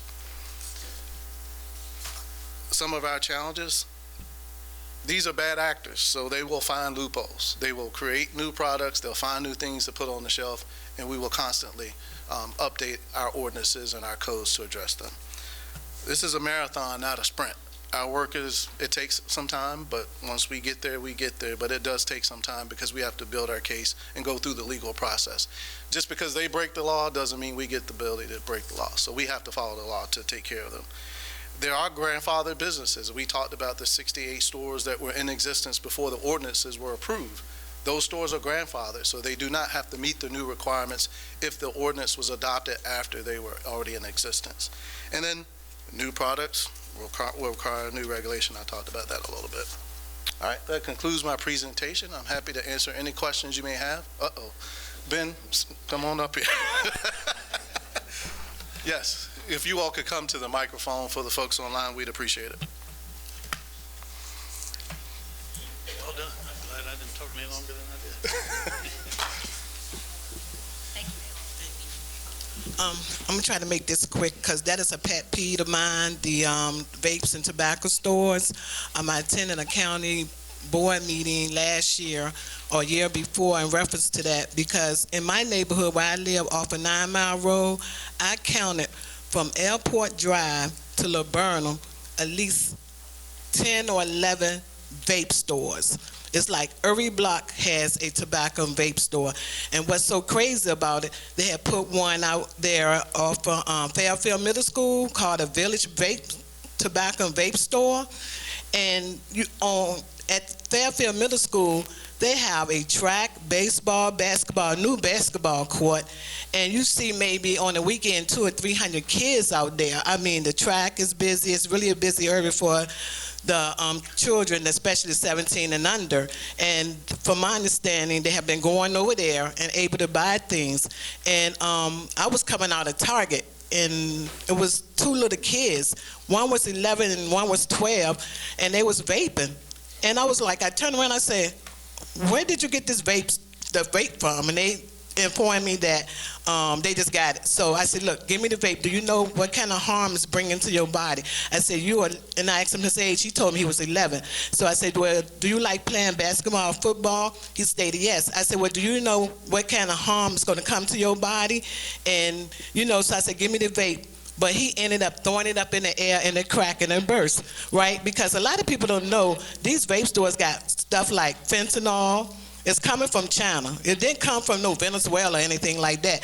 And they got it. I'm sorry. I know I'm trying to, but this is a pet peeve because people are vaping around their children in the cars. With me, I'm very sensitive to that, very sensitive. If I inhale that, I just feel like I can't breathe. Yeah, and we're equally as concerned about it, and that's why this task force was created, ma'am. Yes. And if you want to hang around, I'll be happy to talk to you about all the things that we're doing to address this issue. Okay, and I know y'all pressed for time, but it's a serious issue. And too many, they're vaping in the cars, they'll go past you, and then you see a baby, and the car is like just smoked out, and they're inhaling this stuff. That's why these kids growing up with mental health issues and everything. And you said that you really can't shut the stores down, and they got illegal products in these stores, and understand that they grandfather in, but we need to come up with a solution because this is a problem. It's really a problem. There's also something that's being done. There is a registry with the Attorney General's office that there's a new law that was passed that allows the ABC board to address the actual products that are being sold that are not legal. So there is some work to be done on that. I think it begins in October. So there's a registry of products that can be sold. Okay. Yeah, and I'll talk to you after. Okay, thank you. I heard what you said as far as the stores and closing them, shutting them down. Well, can we come up with an idea such as you get 3 strikes, you out? Can we come up with that?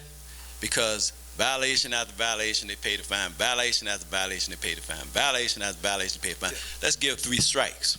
3 strikes, you shut down in Henrico County. Not over and over and keep giving you paying that, because they can pay that money to pay that fine. But if they get 3 strikes, they shut down. See if you can put that into law. Into law. Not just, we just say it, into law where they know it that if we mess up 3 times, we shut down. And you out. Ain't no, you gonna put it in somebody else's name. Cover that too. You ain't gonna put it in somebody else's name or another family member name. No, we ain't going for that. 3 strikes, you out. Got you, sir. Thank you. Appreciate you.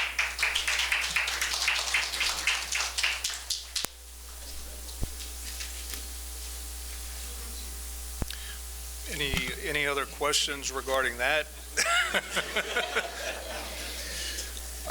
So I will just say this.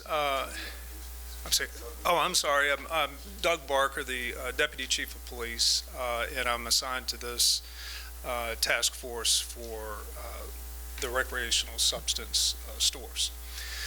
So you heard him mention that, or Eric mentioned that they cannot just randomly shut down stores, and neither can police. So I know a lot of people, they believe that we can just padlock a door because they've broken the law and walk away from it, and we cannot. However, what we are doing, we have a number of different things that we can do, such as underage buy operations. So because of constitutional issues, we have to have reasons to go in and do certain things, right? Because that's what law enforcement does. Part of that is identifying any time that there is a criminal offense that occurs in relation to these vape stores. And I'll continue to call it a vape store just because that's the easiest way to refer to it. But with that being said, we have conducted underage buy operations, and I have Sergeant Bell here with me this evening who actually spearheaded underage buy operations. So the young lady that came up and spoke just a moment ago about the 11-year-old that was vaping, Sergeant Bell led the initiative to start charging those clerks and potentially the businesses for allowing that to happen. So do you want to come up and speak on that?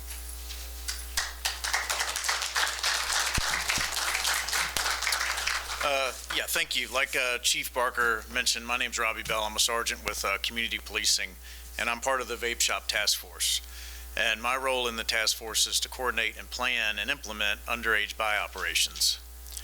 Between November of last year and early March, I supervised a team of 8 officers, 6 officers and 1 underage buyer, and we targeted 68 vape shops in Henrico County. And we bought vapes illegally from 29 of them.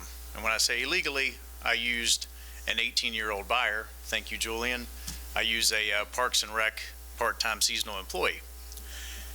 And we purchased 29 vapes, and we charged 29 clerks with selling to an underage person.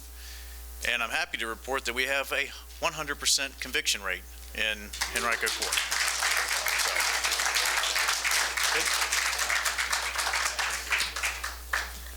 So that's part of what we're doing. The other part of that is more of the organized crime kind of component. Make no mistake about this, Henrico Police is extremely concerned about vape shops in Henrico County. And we're going to do everything that we can do within the scope of our authority to make sure that they are compliant with law. Part of that is organized crime, right? We know that these shops are oftentimes selling products that go above and beyond liquid nicotine. And so over the past couple of years, we have come into contact with over $1 million worth of assets. And that is specific to 2 shops located in Henrico County, 2. And if I have those numbers wrong, someone can correct me, but those are still in court process, so I really can't speak a whole lot on those. However, those violations we report out to the 2 gentlemen that came up and spoke previously, right? And then so this combined effort with the task force equals enough violations or a violation that gives the authority to do something legally to close these shops, and that's what we're doing. Just so you know, between January and May of this year, of the stores listed, I believe we listed 74 now, is that correct?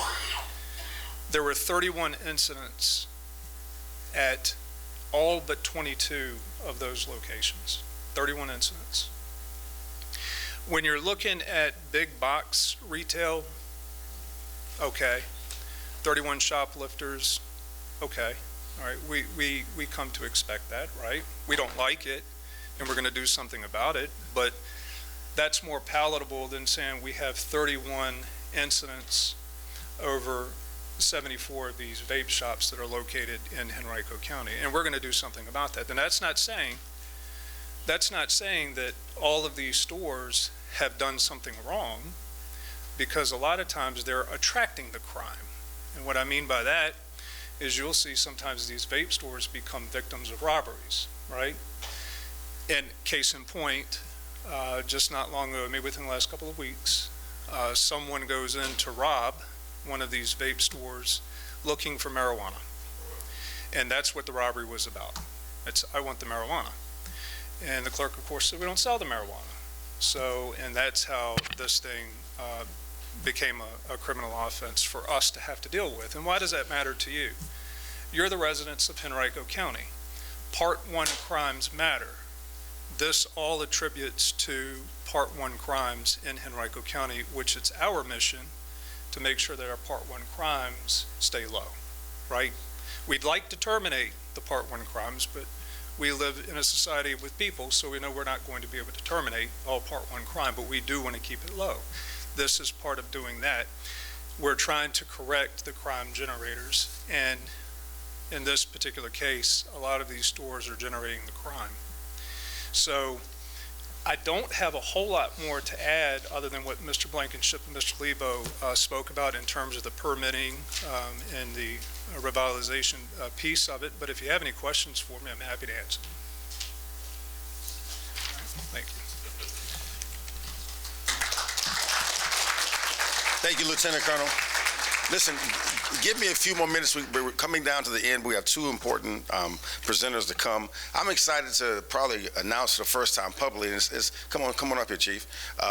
This gentleman right here is in civilian clothes, but up until now, he was our recent fire chief. This Chief Boehner, he just got promoted to Deputy County Manager of overall public safety. Can we give him some love? And so, if you've ever ridden, walked, or rode your bike, intersection of Brook Road and Azalea Avenue, Shaylin Avenue and Azalea Avenue, Laburnum Avenue, Mechanicsville Turnpike, Laburnum Avenue, 9 Mile Road, you have seen and or been approached by panhandlers. He's going to discuss panhandlers. Thank you, Reverend. Well, thank you, sir. And I don't have a PowerPoint presentation, just more of a conversation with you all this evening. Panhandling, we see it across our entire community in Henrico.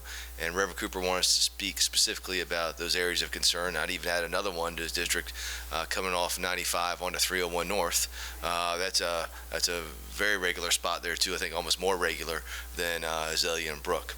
So if we just even talk about locations a little bit, too. Some of the locations, when we get there, Azalea, Brook, Chamberlain area, there's some confusion, too, about what's in the city, what's in the county. And rest assured, though, our police department, without a doubt, will still respond to calls, even if we're unsure if it's in the city or the county, just to make sure someone's there. All right, so we have that covered, and we're coming to help. There's some limitations to what we can do with panhandling. And that's one of the challenges that we face as public safety or even our mental health folks. Is if they're not impeding traffic or creating a hazard or a disturbance, and they're just walking up and down that area. I'm going to use my example with that 301 95 North. If they're just walking up and down the line of cars with a sign and they're not impeding that flow of traffic, there's nothing we can do. And I know that can be very frustrating. I mean, I've got 2 young boys, and we've been traveling this area for a long time, ever since they were young, and asking questions about it too, and trying to explain that as a father to them. Why are these people doing this? Talking about homelessness and going through those challenges. But there's limitations to what we can do. Now, there are things, if they're banging on a window of a car, you can't do that. All right, that's not allowed. All right, so that's when you should make sure you contact police, and we'll come out and we'll help address that issue. If they're in the middle of the roadway, we'll come out there because we need traffic to flow. We don't want them to get hurt, and we don't want someone else to get hurt too. So that's when we need to be contacted about that to help out. I also like to sort of talk about some of the underlying issues associated with this. We know and we recognize that there's underlying mental health issues within the community, underlying substance disorders that people are dealing with. And a lot of these folks in the homeless population have experienced that. And it's not lost on us. So there's lots of resources available within the community, not only county agencies, but non-governmental agencies, faith-based agencies that are all looking to help and make a difference for these folks. Even twice a year, we go out in partnership with Homeward, and we'll do homeless counts. We engage with the homeless population. We offer services. Faith-based organizations put together hygiene kits that we take to these folks out there. We try to connect them with services. And a lot of times, I've been on homeless counts before, they're not looking for the services. They don't want those services. Now, at times, we'll keep revisiting. We'll keep trying to connect our folks that work in police and the prevention services unit, our folks in fire that work on the care team, our STAR team. All these teams work to try to help these folks, not just to deal with the panhandling, but really try to help make a difference in the community. So we're trying to address some of the underlying issues associated with panhandling at the same time and make sure services are available. On the other hand, too, we also know when we interact with these folks, they're very organized, right? So people give them money, they're going to go back to the same spots, and they're going to get more money, and they can do rather well with it. So even in some cases, some of these people aren't necessarily homeless, and that's another challenge. So that's why we do have the signs up there that say, hey, give. I think a couple charities off the top of my head, Red Cross, Salvation Army, Moments of Hope, Homeward, all are great organizations that you can give to. We do have an Henrico County website. We have a list there for people. That's what we direct people to on the signs. Hey, give to this instead of helping. Just you're keeping the problem going. You're incentivizing them to do the panhandling. So I would challenge you, in this room, talk to your neighbors, talk to your community, look to those agencies that can make a difference in these people's lives, those faith-based organizations, Red Cross, Salvation Army, Homeward, and give money there instead of giving it to the individuals there, because we can help make that dollar go a little bit further than what they're doing there. I think, and sort of give a shout out to police too, there's other opportunities within police if we're thinking about connecting residential and businesses. I'm going to make sure I get this right. Doug and Bob, help me out. But we got Business Watch, which I think now has started about 700 businesses, and now it's up to 1,400 businesses across the entire county. So for all communities, there's consistency and equity in the knowledge and information being shared between the businesses. So if you're a business owner in this room tonight, consider Business Watch. Newer is the Residential Watch program with the same philosophy behind it to connect residents from across the community together to share how we can help make our community safer and better. So I challenge you to look into that if you have that opportunity there. And with that, I'm happy to answer any questions anyone has. So for the panhandling, I would suggest the non-emergency number. That's, one, because, 501-5000, right? Yeah, okay. I say it so much because I call 7100 sometimes, 501-5000. But the non-emergency number, and the reason for that is because there are, whether we're looking at EMS, we're looking at fire response, we're looking at police response, there are a lot of critical calls for service that all of our public safety go to every day. And so for this, why it's a nuisance, it could be a problem, it's not that critical call. Now, if you feel threatened, bodily harm or injury, your life's threatened, you're worried, you have your kids in the car, they're banging on the car, yeah, that's a 911 call. All right, we want to come right now, we want to solve that problem. But yeah, if you see a nuisance, 501-5000, emails can also be sent too if you have a recurring problem. We are familiar with all the locations. We get it from fire, police, everyone that goes around. We know the locations, and we do the best we can to keep the roadways safe. Again, if they are trespassing on private property, we can intervene there at that point with trespassing. But that's really some of our limitations that we're faced with. Thank you for that prompt there, Reverend Cooper.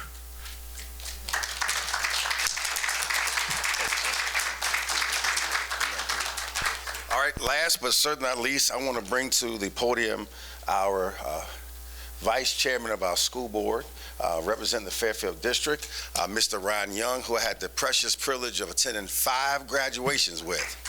Yeah, 5. And he's been a phenomenal partner the last 2.5 years. Mr. Young. All right, good afternoon, good evening, actually. Good evening, everyone. What Roscoe, Reverend Cooper failed to mention is that he had an opportunity to attend 11 with me, and he only chose 5, because he was invited to everything that I was invited to.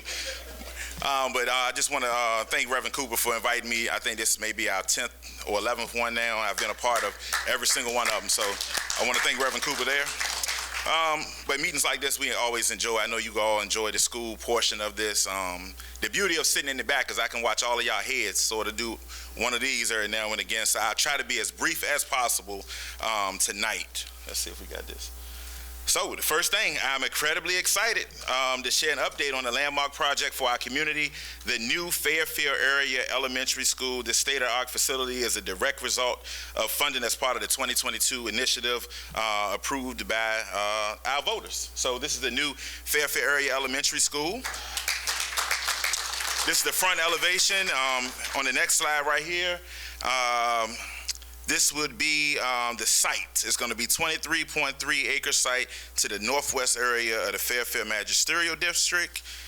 And then specifically, it will be located on Whitman Road Extension, just west of Route 1 and the Virginia Center area, directly adjacent to the River Mill development. It is also bordered by the Fall Line Trail to the west. While about half of this property consists of protected wetlands, we are turning that environmental feature into a campus assist, using it as an experimental learning space for our students. So this is the location of it. Everybody can see. I guess it's right there before we get to Whitman Road, maybe, or the street that Greenwood's on. Yeah, yep. So right past there, we right in the Rivermere area. I'm assuming it's going to be called Rivermere Elementary School, but we have not named the school yet. But I also have blueprint of what it looks like on the inside. Our design team has proposed a magnificent two-story, 92,000 square foot school with a planned capacity of about 750 students across 37 classrooms. Some of the features is the Main Street concept, with a central corridor that seamlessly separates the academic classrooms from the louder, high-traffic community spaces, the flexible stage area that features operating from both the cafeteria and the gymnasium, optimizing space for assemblies, community events, and easy student gatherings, and a fully enclosed interior courtyard to provide a secure outdoor learning environment away from the public trail. We just approved this maybe 2 weeks ago. This school is the first of its kind. The architects have never designed a building like this. No other elementary school in Henrico County will look like this. So this is going to be amazing for us. I'm excited. Reverend Cooper probably can tell us what the newest building Henrico has built as far as coming on board. It might be Glen Island High School, maybe 15 years ago. Does anybody know that? Carrie? You got three. Holiday was done at the same time. It's not new. Still named Holiday. Yeah, new name. Yeah, this is brand new for us. So this has been about maybe 15 to 20 years since we had a new school come on board, new name and facility. So I'm ready for it. I got one more slide for you. We have successfully wrapped up what I just said, the initial design phase. Following phased-in move-in, the school should be ready to welcome students for the school year of August 2029. We hope to break ground next year on that. So this is wrapping up our new Fairfield Elementary School. This is a rendering of the property. It's going to be exciting. The manager uses this phrase, the Fairfield's on fire. I would say that this area is on fire, and now we have a new school that's going to be able to accommodate our students and make sure we can keep our classrooms at a reasonable class size. And then it's just exciting for the district to have a new school come on board.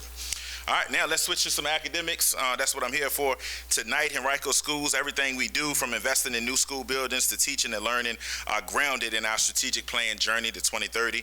This is our blueprint, our roadmap for decision making, identifying priorities. The plan is to promise our families that students and staff will learn and work in safe, welcoming, and innovative spaces. Students and staff will be provided the opportunity to engage in support services designed to address physical, social, emotional, and mental health. And lastly, students will benefit from the support and expertise of staff who are valued professionals, recognized for their contributions and well compensated for their work. And all students will engage in rigorous and meaningful learning experiences that prepare them to be life ready. This school year, we've made significant progress across most. Make sure we're on the right slide. If not all grade levels, there was an 11% increase in the Fairfield district in the number of third grade students performing on or above grade level in reading, and a 17% increase in third grade math performance. And this is very exciting. A lot of times we want to see the end result, but we never pay attention to the improvements that happening along the way. I think it's important to recognize when our students are improving from year to year, and sometimes that gets overshadowed when we just looking at final results. So I just want to make sure that we highlight that. Secondary level, we've added some more literacy supports there, so none of our students are falling through the cracks. Normally, your reading specialists are located in your elementary schools, so we moved them up to the middle schools this year to kind of fill in some of those cracks. And then the last thing is Fairfield Middle School. I just want to shout Miss Gina Jones out if she's watching. Maybe she won't, but they only have 4 students that were proficient in pre-algebra, and now that's up to 61 the second half. So just once again highlighting improvement along the way. And lastly, well, not last, I got a few more things, but as you know, I can't talk about student achievement without giving a shout out to the class of 2026. Over the last 2 weeks, nearly 4,000 seniors earned their diplomas from the division, from traditional high schools to the Academy of Virginia Randolph to Henrico Virtual Academy. Each commencement was steeped in tradition and truly spectacular.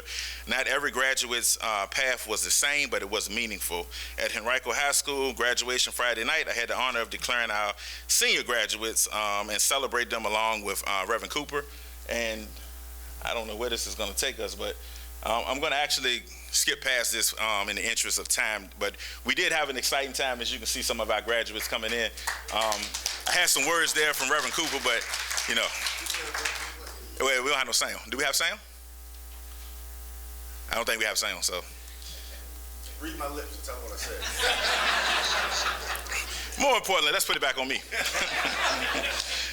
Over the past several weeks, like I was saying earlier, I had the privilege of attending not only graduations, but also field days, bridging ceremonies, awards programs, and more. For one of those events reminded me of the incredible talent, resilience, and determination of our students and staff. In the top corner there, I think we got a few things. We got CTE, we got graduations, we got field day, we have moving on ceremonies. To the left, in the blue suit, that's our Becoming Kings program. That's our mentorship wing for the Fairfield District at Verona High School and Highland Springs High School. So these kids, I think it's maybe 71 males, and we added the Becoming Queens, which was 41 females, and it's a straight up mentorship program during school and after school that doesn't have anything to do with academics, just growth. Just having mentorship, having someone to talk to, having somewhere to go, having somewhere to commune. And these kids graduated. If you bottom right, I'm pinning a bow tie on one of the kids. It was his 4th year becoming the king. And on the 4th year, you get a bow tie. And then you'll see the kids passing the crowns on to each other. Just an amazing program. Top left, we got CTE certifications. My son is up here in the top right. He graduated from Henrico High School this year. So it's an exciting time for us there as well. But it's just some of the many events we've had. And then speaking of CTE, each year high school students in the CTE programs take part in hands-on real-world learning experiences that allow them to earn over 6,000 industry certifications. Those credentials position students to enter the workforce immediately and earn, in many cases, top pay. I think Carrie was talking about this earlier. But the CTE program is probably the best in the nation, and it's right here in Henrico County. Our CTE director is probably on the road more than he's probably in the classrooms training and showing other school divisions what we do and how we do it. He's fantastic. He's innovative. You know, you're going to see so much more come out of this CTE program, including opening up our cybersecurity center at Henrico High School this year. And speaking of Henrico High School, I forgot to mention this. Henrico High School is the lowest enrolled school in Henrico County for high schools, but they earned $14 million in scholarships, the highest of any school in Henrico County. And I just want to make sure I gave them a shout out for that. And then also, this summer, middle school students have a chance to participate in hands-on CTE exploration camps focused on areas like healthcare, culinary arts, entrepreneurship, multimedia, building trades, emergency response, cosmetology, veterinarian services, and more. These experiences begin discovering their passion and future career pathways. So our middle school students get to take part in CTE programming over the summer. So as they going into high school, if that's a passion of theirs, they can then join our CTE programs that's available. So just wanted to highlight that. And then next, although the school year have ended, we still have summer academies, 27 HCPS locations across Henrico County, including elementary schools, middle schools, high schools, ACE centers, ESL newcomer programs are all online for our students to take advantage for enrichment opportunities, academic support, credit recovery, and specialized instruction to help stay engaged, continue learning, and start the new year off strong. So what those programs do is allow students that maybe didn't do as well during the school year to get that remediation during the summer. So they are able to keep going, keep the grades up. Well, it's not really graded, but keep the academics up. So when they start in the fall, they haven't had a whole summer of doing nothing. Right, so it's a way to keep them on track. Another important group is our family and community engagement. They're going to be on tour again this year. They go directly into neighborhoods across the county. They've been doing this since 2017. It's connected families with school readiness resources, community partners, games, activities for children, giveaways, and opportunities to engage with HCPS staff. And here are some of our tour dates. As you can see, the Oak Avenue is up first on June 17th. The campus at Virginia Randolph, Tuckahoe YMCA, Brooklyn Middle School, Hermitage High School, Quioccasin, Henrico High School Football Stadium in Highland Springs, as well as going into different communities as well. They just ascend on the community, food, games, resource fair. They give away books. It's a lot of things. It's really fun. It's a way to get out of the office, get into the neighborhoods, and start giving back a little bit. So I'm excited about joining them on tour this year. I usually stop at least 2 or 3 of them. Reverend Cooper always stops at least 2 or 3 of them as well. And then last thing is, as I finish up here and as I close, I want to thank Reverend Cooper. Appreciative of your work, of your partnership. I want to say this before I do anything else. Couple announcements. We do a staggered start this year. So pre-K, kindergarten, 6th grade, and 9th grade, they all will start by themselves this year on the first day of school to kind of get them used to school and used to being in a new environment. That's something we added this year. So if you're going into a new school, you get that first day to yourself, all the jitters, all the nerves. My wife back there, we got a 6th grader this year, so she get to go to the school. And I just think that's important for the mental health for our young students that's a little worried about going in. We did a tie drive for 100 ties for Henrico High School students. The initiative raised over 700 ties, and we were able to give them away to other schools as well and middle schools. So a lot of exciting things going on in the Fairfield district. Like I said, I can't thank Reverend Cooper enough for his partnership. Can't wait to see it. What else we do. But that's all I got tonight, folks. Any questions? I know he rushed me off. Yes, I'm not going to make it. Oh, they pointing to the mic. Go ahead. You got to do it. You got that Knicks gear on. Spurs in 6. I heard that. I like to say to all the parents in here, there are no student loans at trade school. And not only that, your kid would get to go to the job that he's already apprenticing in and start working. Some colleges for some kids is not. Being a graduate from Virginia Randolph Mountain Road in 74, bricklayer by trade. I built many buildings, and a church was my biggest accomplishment. Down in Hanover, where the hospital is, that my family sold the land so that they could build it.